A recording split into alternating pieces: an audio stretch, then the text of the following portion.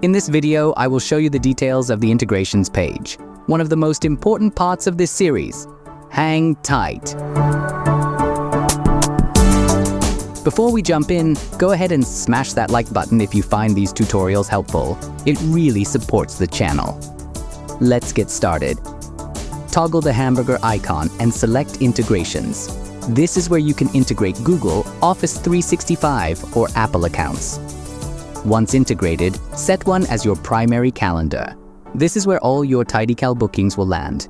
Enable your primary calendar for reading to avoid any double bookings. Under each account, you'll find the linked calendars. Enable these for reading if you want TidyCal to cross-check for existing events.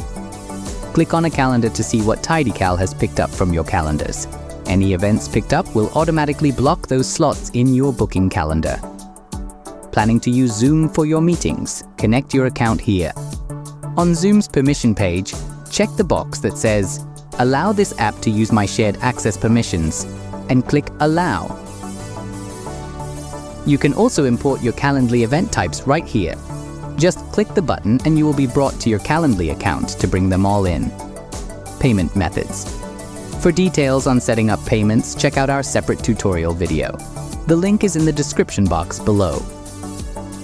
Use Zapier to trigger automated actions for new contacts, bookings, or cancellations. License perks. With your lifetime license, you get access to our API section. You can view documentation, create API keys, also known as personal access tokens, or even set up OAuth clients. If you found this video helpful, make sure to hit that like button, share it, and subscribe.